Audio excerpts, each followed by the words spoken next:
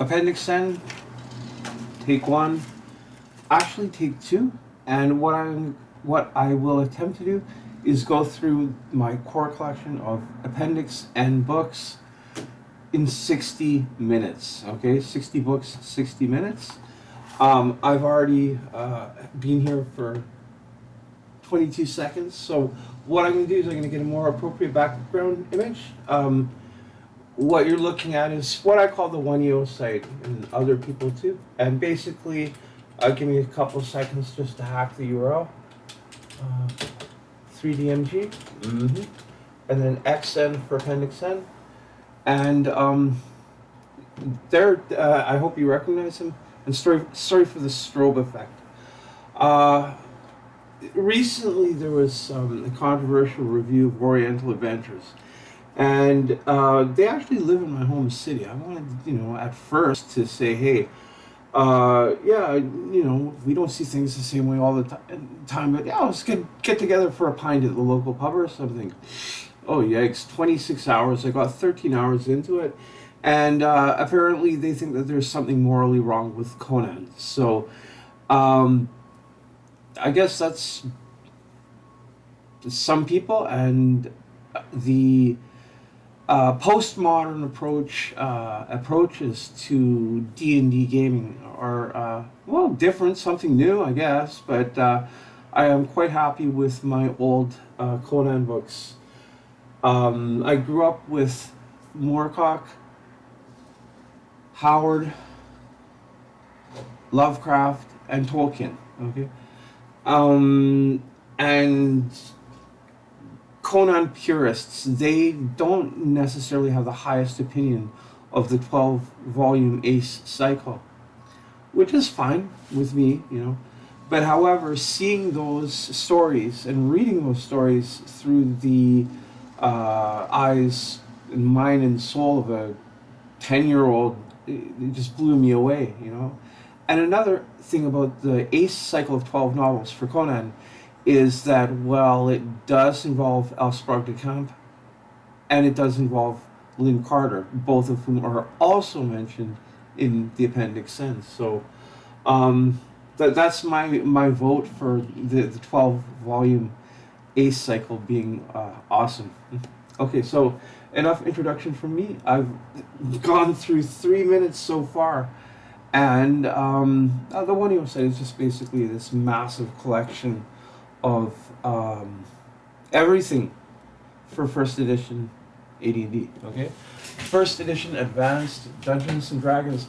And for those who are curious about the origins of Appendix N, I think it actually appears first in the Strategic Review, which of course was the precursor to the Dragon magazine, as most people call it. Anyway, big thanks to Gary, of course. But there are so many other people, too, that I would love to mention. But time is time. It waits for nobody, not even me, okay? Well, maybe it does sometimes, Being able to slow time down, cast a time stop spell. Those are good things, debatably. Anyway, I'm going to start here with a book that I have not read. And it's The Complete Enchanter by L. Sprague de Camp and Fletcher Pratt. Okay, this is one out of 60, and this is what I call kind of like my core collection of Appendix N books. I've got doubles and other fantasy books that are mentioned in like Dragon magazine articles and things like that. But I wanted to get to the core of it, what I have here, and hopefully this will inspire someone or help someone along the way. Then we have The Hobbit, okay? And it's well known that Gary wasn't a huge fan of J.R. Tolkien and Middle-earth, but I think he liked The Hobbit the best, so I've heard. And I would love to say more, but I'm going to keep on going. Here we have, I hope that this is kept in print perpetually, 3 books by H.P. Lovecraft, okay? And we have At the Mountains of Madness, Dagon and Other Macabre Tales, The Haunter of the Dark 1, 2, and 3. I think that's all of his published work. Now, there's a rumor going around that H.P. Lovecraft wrote like 100,000 letters. You know, or he did 100,000 posts on Facebook. Let's say, yeah. I don't know. I wouldn't be surprised. He was not successful financially like Robert E. Howard was. And his fame, a lot of it was posthumous. And sadly, too, H.P. Lovecraft was a racist. Telling it like it is. And I think it's better to kind of bring that out into the open than to kind of like sweep it under the carpet so nobody sees it. And this is something that is relevant to first edition AD&D because he is cited as one of the major influences. Like he got an asterisk right on the original Appendix N. Let me see. I'm looking for his biography, which is done by L. Sprague de Camp, and that definitely I would recommend for the Appendix N list because, well, L. Sprague de Camp, H.P. Lovecraft, and it's kind of like a time machine. I read about half of the biography, hardcover one that I had, and yeah, it's like existing in the 1920s or 1930s around there. So I think L. Sprague de Camp did a pretty good job with the biography. It's sad that someone so brilliant, literally a genius, H.P. Lovecraft could have such a stupid ideology. Being a racist. What can you do, right? Just you hope to educate people, and we hope that the future gets better, which it has. But I have to keep things within the 60-minute mark, so onwards we go. Well, one thing though, H.P. Lovecraft, he never came across as being a malicious person. He just had some stupid thoughts, I guess you could say. That's the way I see it. Racism, it's kind of like a form of stupidity. Yeah. Anyway, next one, Andre Norton, Quag Keep. And this one takes place in the world of Greyhawk, and it's not exactly the world of Greyhawk that we see in the folio that was released around 1980. I highly enjoyed it. Matter of fact, all of the ones that I've read that I'm presenting to you today, I've enjoyed each and every single one. Okay. Maybe this isn't needed, but here we have The Dream Quest of Unknown Kadath by H.P. Lovecraft. I'm pretty sure that all of these stories are in the omnibus, the 3-volume omnibus that I presented to you earlier. Okay. And what else can I say about that? In H.P. Lovecraft's writing, one can see a progression from fantasy to horror to science fiction. That's just a tendency that I've observed through reading his works, And I run a first edition AD&D group on Facebook. 7,000 people. It keeps on getting bigger too. It's kind of like evolving into a community. And their 3rd edition, 4th edition, 5th edition are off topic. But the thing is that games that are based on Appendix N are on topic. So, Call of Cthulhu, Stormbringer, Murph, Middle-earth role-playing, if someone brings those up, I'm like, well, that's kind of cool, Anyway, onwards we go. Kothar and the Demon Queen by Gardner F. Fox. Gardner F. Fox wrote quite a bit in Dragon Magazine. Now, I said that it would be 60 books. Right now, it looks like it's going to be 62 because I'm adding in the H.P. Lovecraft biography by L. Sprague de Camp. And then this would be 62, the Dragon Magazine Archive. And you have a bunch of stories by Gardner F. Fox, definitely Swords and Sorcery from what I've read so far. And what else can I say? I think L. Sprogdecamp wrote The Green Magician in the Pages of the Dragon. Fritz Leiber, I'm pretty sure he did a story in there as well too. So it would be awesome to see all of the short stories, all of the appendix and short stories from Dragon Magazine brought into a single book. Okay. And I'll stop there, you know. Well, actually, I won't. I'm going to keep on going. I mean, to see all of the short fiction in Dragon Magazine in novel format, man, I would rob a bank if I didn't have the money for that, you know. That would be awesome. And things you can do with PDFs these days, right? Print on demand, print on demand, print on demand. Now here we have the Stealer of Souls. Who knows? Maybe this is worth, like, you know, hundreds of dollars, but it's not for sale. I just don't know where it fits in, you know, with regards to the rest of the Elric stories. All right. More on this later. All right. And then we have here a book that I haven't read, and it says, in the world of L. Sprogdecamp and Fletcher Pratt's The Incomplete Enchanter. Okay. Prospero's Isle by Tom Wham. All things considered, I'm, you know, betting that this would be a pretty good Appendix N book. Okay. And of course, everybody knows Tom Wham. And I've heard that he actually did work for the Lake Geneva Public Library System. Cool. And now the question is, who has the bigger beard? Is it Ed Greenwood or is it Tom Wham? You know, Dwarf Olympics. One of the events is beard growing, I guess. No, not that I'm saying that Tom Wham is a dwarf or Ed Greenwood is a dwarf, but you know what I mean. Beards are cool, but my mom doesn't think so. Oh well, what can you do, right? Anyway, enough digression, and the next one is by Leigh Brackett, The Hounds of Skaith. And I know a place in Ontario where there were a bunch of Leigh Brackett books that I should have picked up, but I might get back there and pick them up. So there's kind of like this Mars thing, you know? And of course there's Edgar Rice Burroughs. I'm looking for like a complete collection of all of his John Carter of Mars novels.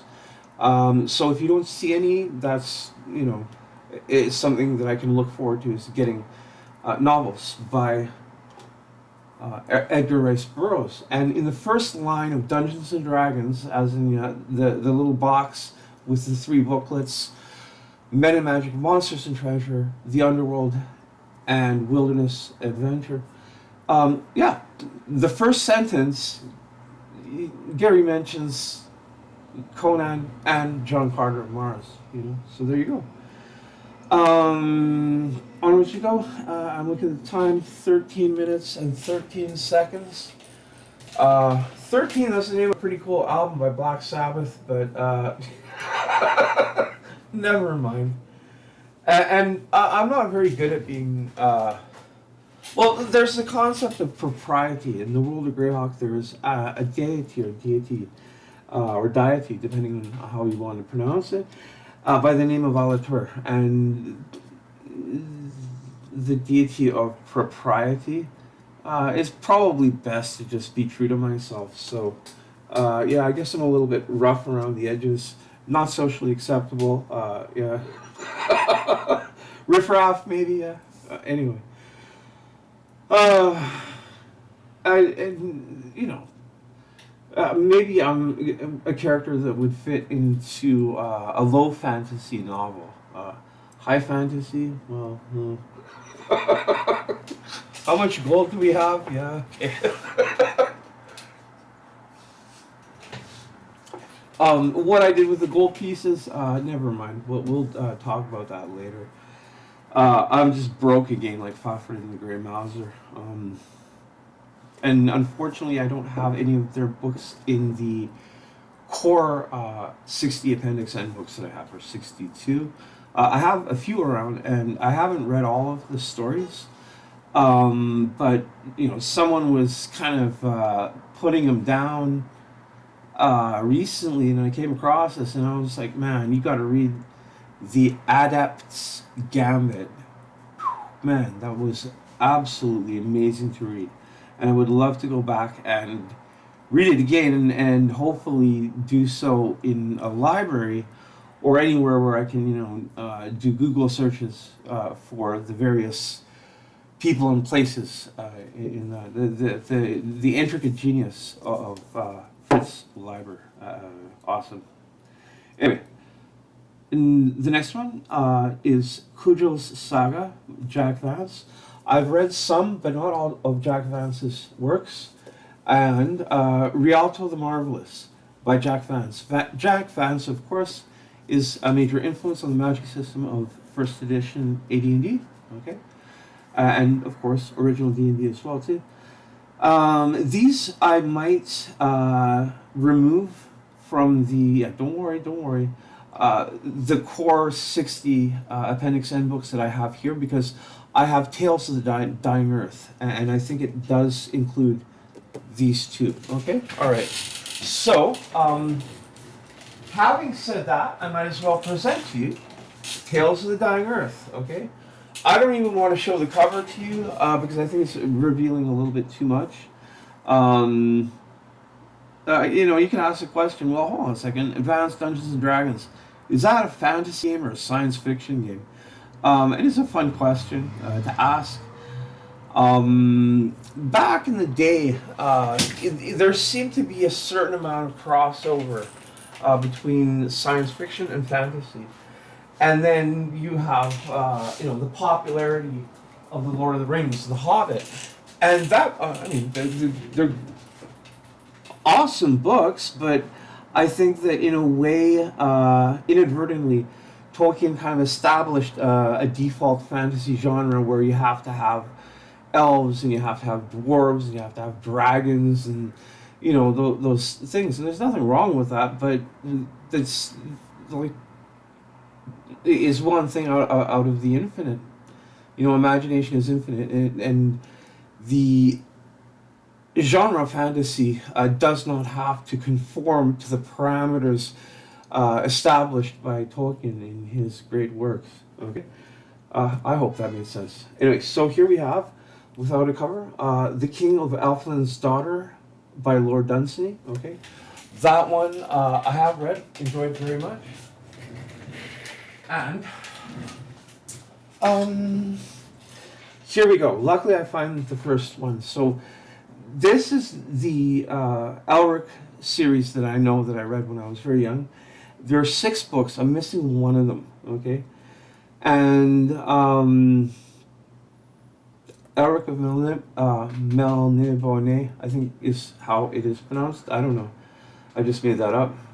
I've been using that pronunciation for years. Wow. Sometimes I'm just in awe of certain books. I don't know what to say other than it's the first out of 6, and I hope that it is in print. Along with the collection of stories by H.P. Lovecraft too. In an ideal world, every fan of D&D and AD&D would have access to those series. And add in the 12-volume Ace cycle for Conan too as well, Anyway, here we go again. Andre Norton, Sorceress of the Witch World. I have not read this, okay? And then another one by Andre Norton, Three Against the Witch World. I haven't read this. And then Andre Norton, Web of the Witch World. And I have not read this. Remember what I said about fantasy and sci-fi kind of overlapping with each other. I think this is going to be a good example when I get around to reading them, hopefully one day. And it's just like, by now, I'm like, oh man, I'm going to have to redo this video, but I'm going to keep this rough copy for practice. Actually, on second thought, you know what? No, it's got to be done right or not at all. The thing is to delete this video when you find it. I should be doing this for each book and giving you guys the book to see. All right. So there you go. And I will try again. All right. Well, I learned something there, man. Yeah,